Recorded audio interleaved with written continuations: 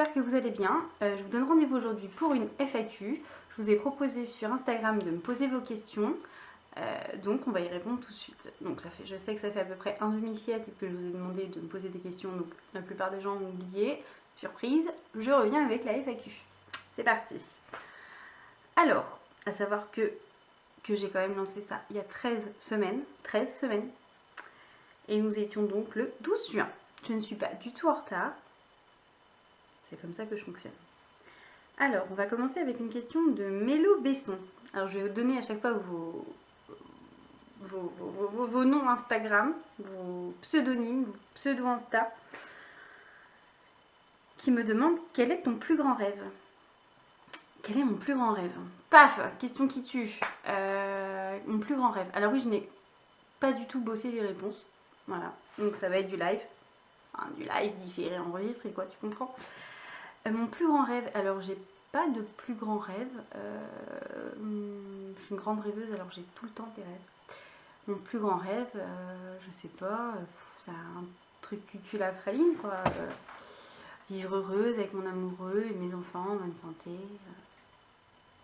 Ou peut-être mon plus grand rêve pour moi.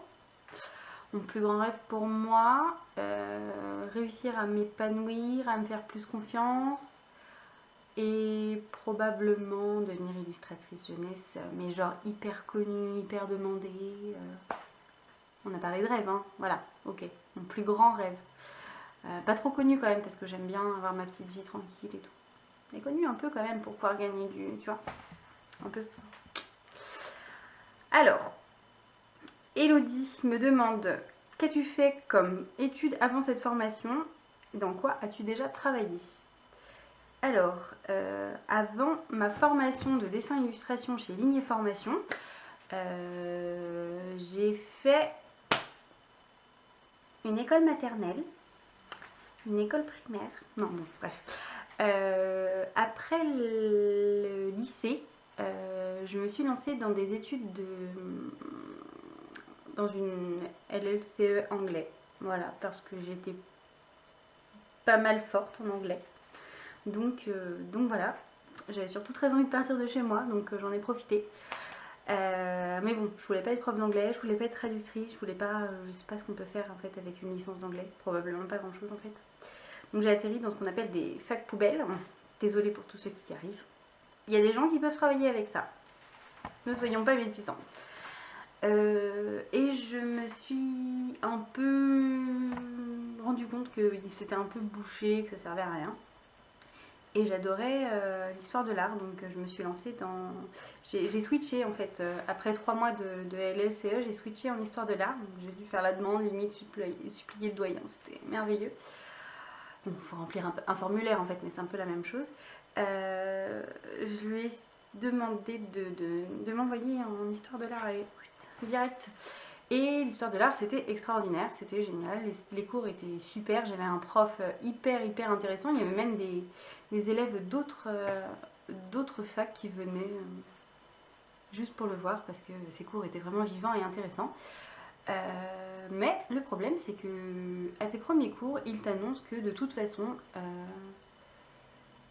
seul 1% de la promo entière, donc, se verra offrir un travail plus tard, après la licence, après le master.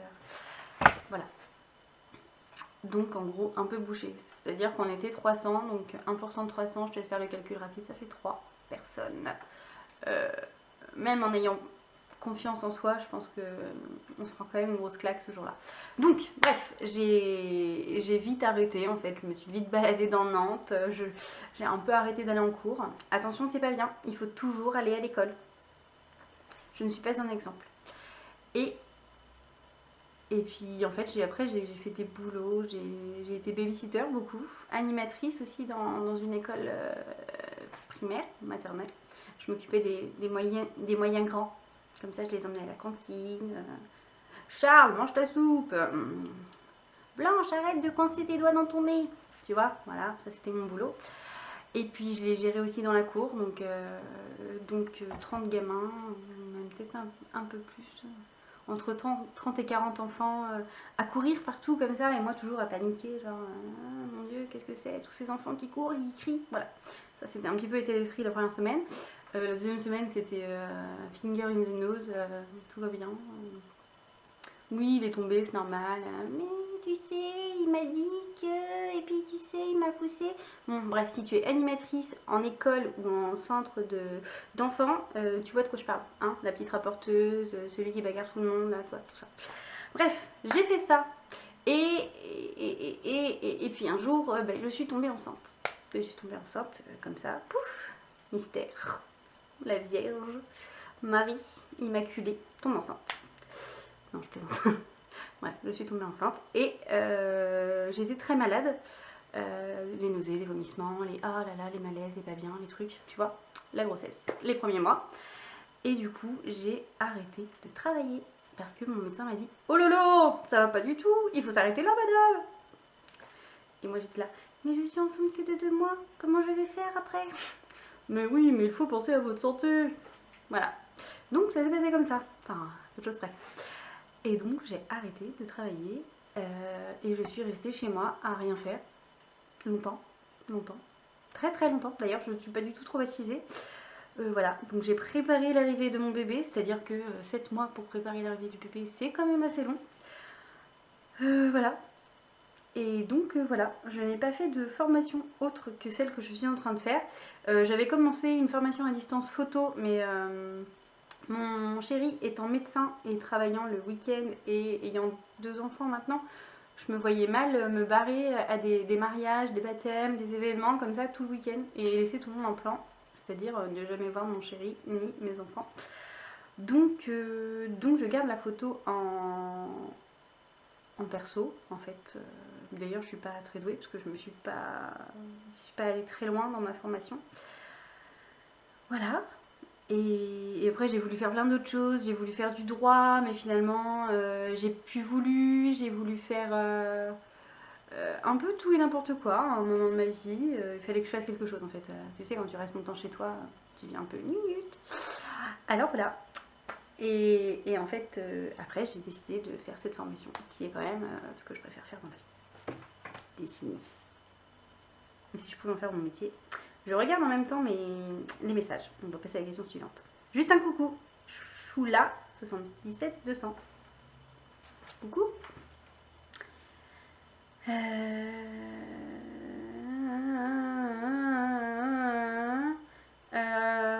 Coucou. Adbiamar qui est passé devant chez moi. Coucou Adbiamar qui pense être passé devant chez moi. Mais c'est probablement le cas. Hop hop hop hop hop hop hop hop hop. J'avais des questions surtout sur l'opération. Est-ce un bypass ou une sleeve? Alors oui, j'ai été opérée d'une sleeve gastrectomie le... Oh, putain, je suis nulle pour ça. Le 24 avril, je crois, 2017, de cette année. Donc, paf, j'ai répondu à la question. C'était une sleeve. Quelle est la différence? Ah, ça c'est une super question. Je sais plus. Un bypass, c'est pas quand on chante un peu quand on va directement de... Ah, ça va venir. Quand on passe pas par la case estomac, quand on relie le truc du haut au truc des intestins, direct. Tu vois? C'est pas ça? Vérifie. Parce que là, en direct, c'est mort. Je peux pas y arriver. Quelle est la différence? Ben voilà, Wikipédia est ton ami. Ou Google, enfin les deux. Pour un bypass, est-ce dangereux si on a déjà des douleurs aux intestins régulièrement? As-tu eu une sonde? Alors, pour un bypass, est-ce dangereux si on a déjà des douleurs aux intestins régulièrement? Alors là, je te conseille vraiment de te rapprocher d'un gastro-entérologue et d'un chirurgien et leur poser des questions vraiment très spécifiques. Parce que alors là, moi, je ne sais pas du tout. J'ai pas du tout de douleur aux intestins régulière. Une douleur régulière. Et si tu en as, vraiment consulte. C'est quand même le mieux. D'ailleurs, je réponds à Madame Mime. Tout va bien, je vais juste taper. As-tu eu une sonde? Non. Je crois qu'on peut fêter ça, parce que j'avais vraiment peur de me réveiller avec une sonde, que ce soit dans le nez, dans la bouche ou un un petit tuyau qui sort du ventre, mais je n'ai eu ni l'un, ni l'autre, ni l'autre. Donc, tout va bien. Parce que moi, je déteste ça, je trouve ça... Voilà, donc j'ai répondu à ces questions. La sleeve, évidemment, c'était... Oh là là, vous avez vu, j'arrive pas à parler et à lire en même temps.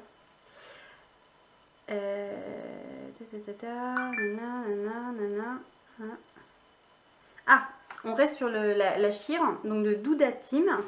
Coucou, c'était quoi ton déclic pour passer le cap de la chirurgie? Alors moi, j'ai pas eu de déclic du tout. Ça s'est fait sur des années. C'est-à-dire que il y a, je sais pas, 4 ans, peut-être un petit peu plus, je me suis dit, tiens, j'y arrive pas, ça fait 15 000 régimes que je fais.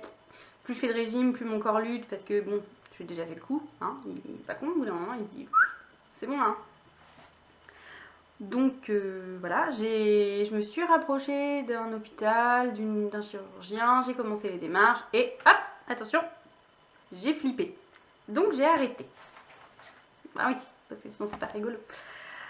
Et donc, à un moment, je me suis dit, ben, je suis bête. Après tout, ça peut m'aider. C'est quand même stupide d'avoir peur. Hein. Et donc, j'ai relancé le truc. Voilà, j'ai relancé le truc, genre 9 mois après. Et je relance le truc et tout. Je commence à avoir mon premier rendez-vous et pouf! Qu'est-ce que je fais? Je flippe. Et je flippe, donc j'arrête. Oui, bravo. Alors, et je flippais pas parce que j'allais perdre un bout de mon estomac. Attention, je flippe parce que j'ai peur d'avoir mal. Entendons-nous, tout le monde, sauf les masochistes, mais bon, hein, voilà. Tout le monde déteste avoir mal. Personne se lève en disant « Wouh, aujourd'hui je vais douiller ma mère ». J'adore. Non. Sauf que bon, hein, programmer un truc pour avoir mal, certes pour vivre mieux, pour améliorer ta qualité de vie, pour plein de choses, hein, je vois très bien tous les aspects positifs, c'est d'ailleurs pour ça que je l'ai fait.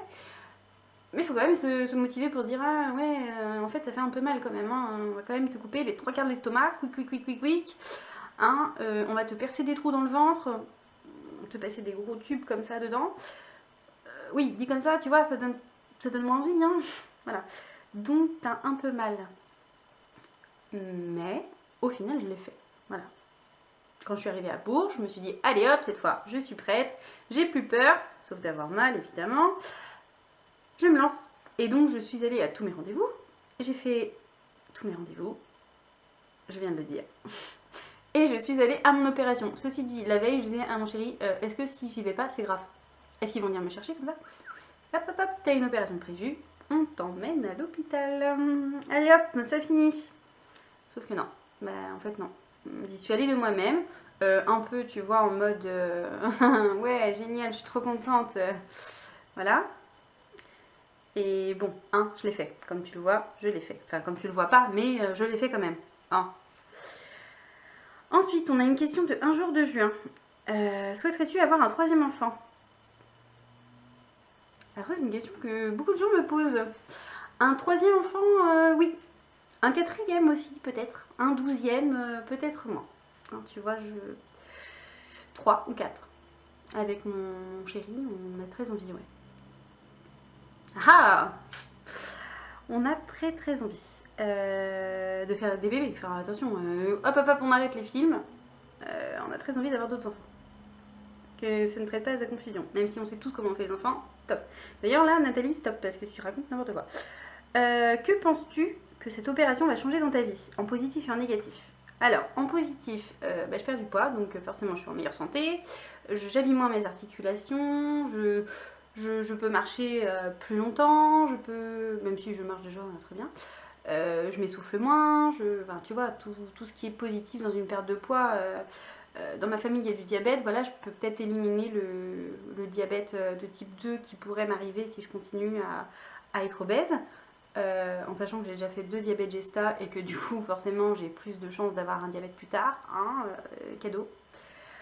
Voilà, j'élimine tous les risques cardiovasculaires, tous les risques articulaires, j'élimine, je réduis la possibilité d'avoir des complications médicales plus tard. Même si, même les gens qui font du sport, qui mangent sain, voilà, il leur arrive des merdes aussi, hein, il faut pas se... Voilà. Mais en tout cas, j'essaye de gérer un peu plus. Et en négatif, je pensais que ça irait plus vite, que ce serait plus efficace. J'ai beaucoup déprimé les premiers temps. Mais finalement, je me dis que des fois, je perds 2 kilos en une semaine. Et je suis, mais alors, rétamée, quoi. Il faut me traîner. C'est insupportable. Je me dis que si j'avais perdu 30 kilos en 2 ou 3 mois, ma vie, mais ça aurait été le bordel, mais complet, quoi.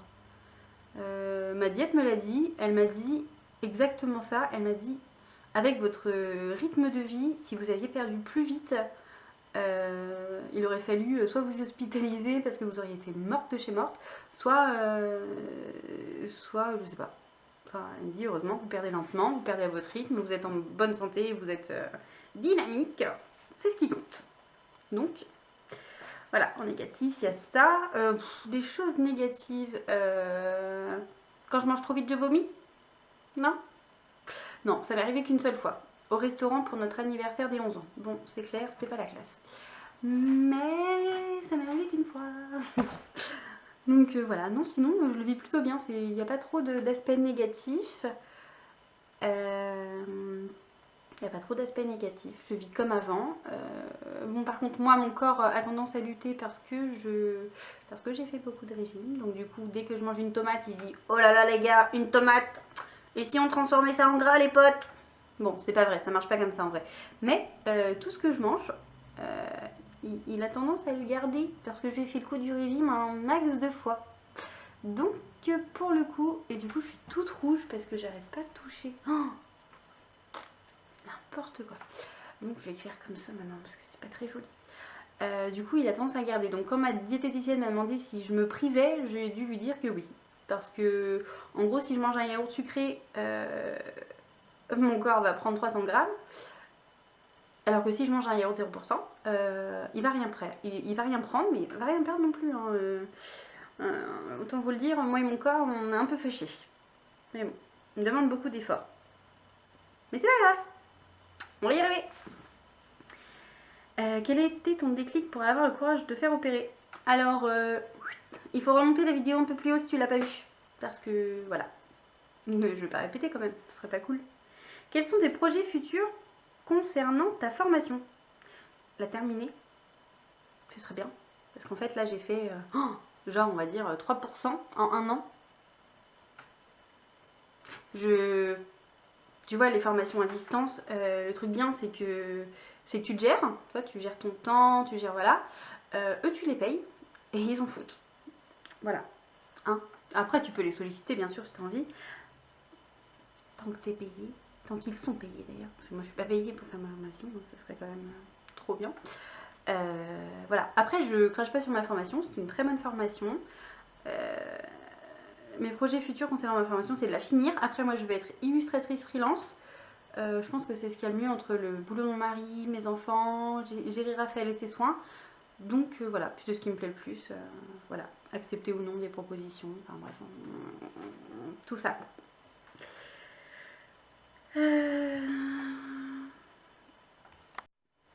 Alors, et la question d'avant, c'était un jour de juin.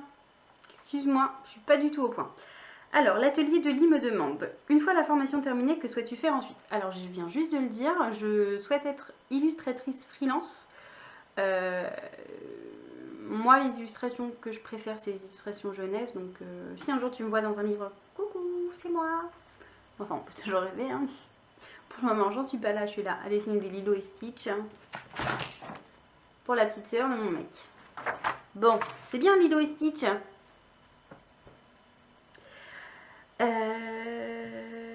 Blablabla. Quelles ont été les difficultés face à la reprise de tes études tout en étant maman? La difficulté de la reprise de mes études en étant maman, ça a été le temps. Le temps, les gars, le temps. C'est quoi ces journées? C'est quoi ces journées de... J'ai le temps de rien, en fait. Tu vois? Bon, aujourd'hui, ils vont à la garderie, donc j'ai un petit peu le temps, mais genre, ça arrive une fois tous les 6 mois. Ça a été gérer mon temps. Gérer mon temps entre la maison, les papiers, les courses, le ménage, le linge, les rendez-vous et la formation. Et les trajets de l'école. Voilà, qui maintenant me prennent 1 heure de quand je pars de chez moi à quand je reviens chez moi. C'est super.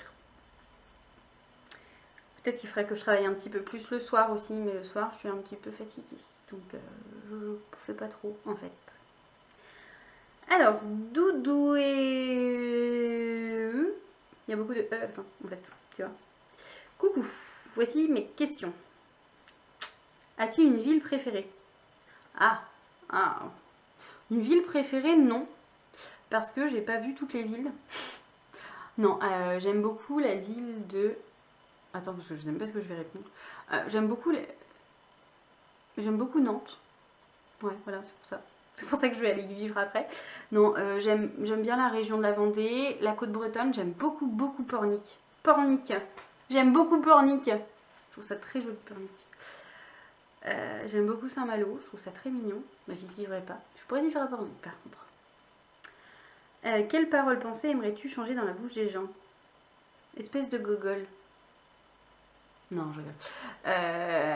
Non, je sais pas. Tout ce qui a trait au handicap, ça me touche particulièrement parce que je me dis que si un jour c'est pour mon fils, je le rentre dans l'art. En fait, voilà, je sais pas trop comment le dire autrement. Le racisme aussi, tout ce qui va être... Alors moi, je fais des blagues des fois un petit peu genre oh, le Renoir et tout, mais je ne suis pas du tout raciste. C'est juste que voilà, bref. C'est trop loin à expliquer, mais bon, tu vois, on fait tous des blagues sur les gros, les noirs, les arabes, les romanos, enfin, tu vois quoi. Mais pourtant, je suis pas raciste, je suis hyper ouverte, j'embrasse tout le monde, les handicapés, tous les différents. Les différences, c'est bien, les différences, elles nous unissent. Ouh là là, je pars en live, quoi. Ouais, ça, toutes les choses méchantes. La haine, c'est... La haine, c'est nul.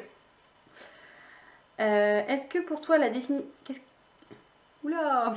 Quelle est pour toi la définition d'une belle journée? Une journée avec ma famille. Une journée avec ma famille, sans stress, à rigoler, un pique-nique, un truc simple, une belle journée. Une belle journée, c'est une belle journée. Je vais me coucher. Ah oui, vous savez que ça veut dire je vais me suicider en fait. Bon, bref, je ferme la parenthèse, parce que c'est n'importe quoi. Tu es plutôt télé ou lecture? Alors ça dépend parce que j'ai des phases. J'ai des phases. Des fois je vais regarder que la télé, des fois je vais faire que lire, des fois je vais faire que dessiner. J'ai des phases. Des fois je vais faire que jouer aux jeux vidéo aussi. Bravo la phase. C'est pas grave. Quel super pouvoir aimerais-tu avoir? Je pense que j'aimerais bien avoir un super pouvoir assez intrusif dans la vie des gens, genre écouter lire dans leurs esprits. Truc dans le genre, ouais. Alors surtout pas voir le futur, c'est vraiment moi, angoissée comme je suis, laisse tomber. Pouvoir me téléporter. La téléportation. Fini les trajets d'1 heure. La téléportation, je choisis. Et la dernière, à laquelle j'ai déjà répondu, c'était quoi ton déclic pour passer le cap de la chirurgie? Eh bien, j'ai déjà répondu. Alors, merci pour vos questions, parce que c'est terminé. Je vais quand même vérifier, mais... Normalement, c'est terminé. Oui, tu as découvert que j'étais un peu folle dans cette vidéo. Désolée. Je crois que en plus, plus je vieillis, moins ça s'arrange. Mon mec a l'habitude, mes amis aussi. Pour vous, tada, c'est cadeau. Voilà, j'espère que au moins je t'aurai fait rigoler, que tu auras été satisfait de mes réponses. Parce que quand même, il faut avouer que c'est pas des réponses de folie. Si ça vous a plu, je relancerai peut-être une FAQ un jour. En attendant, je sais pas. En attendant, je te laisse admirer mon super poster de X-Files.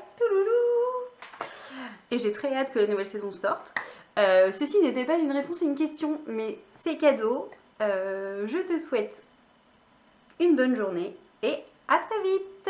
Salut!